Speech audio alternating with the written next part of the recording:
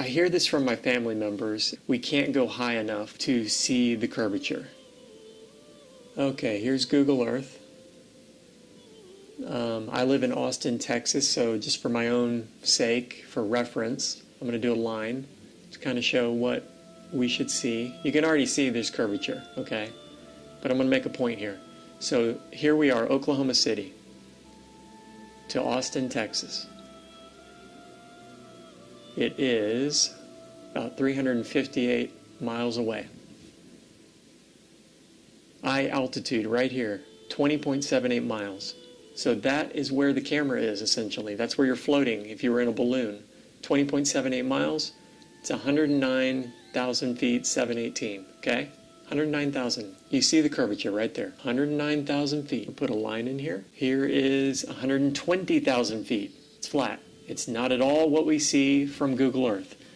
Because Google Earth is following 8 inches per mile squared. In other words, take the mile, if you're 10 miles, times 10 miles, that's squaring it, times 8 inches divided by 12, and that's how many feet of curvature you should see or experience, as we all know. So look at the difference.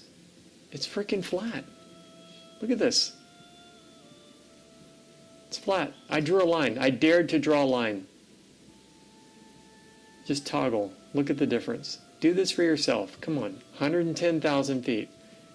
So actually, the balloon is up another 10,000 feet, so we should see even more curvature. So there you go, very simple proof.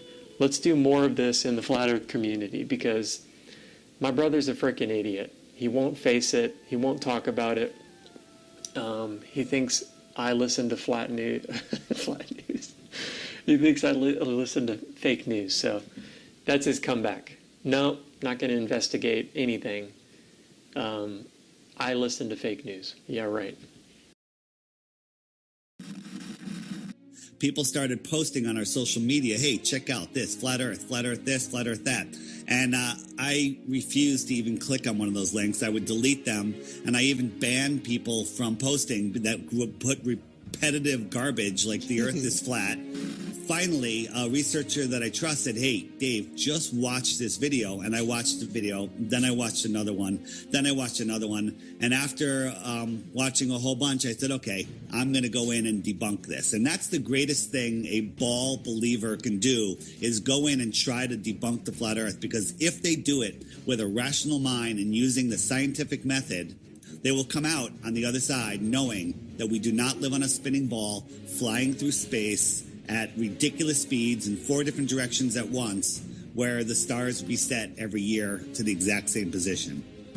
What's really embarrassing is I realized the world was flat, and I still believed in NASA. And the only reason for that is because I never looked into NASA. And then someone said to me, you know, you believe NASA's real? And then I realized that I'd never questioned NASA. Somebody said, you believe we went to the moon? And I'm like, yeah. And they're like, have you ever looked into it? I'm like, no. And then I looked into it. It took 10 minutes. 10 minutes. 10 minutes is all it takes is to see that NASA is horrible at what they do. They're horrible at faking it. They must be doing it on purpose, because I could do better, and I'm not a graphics person.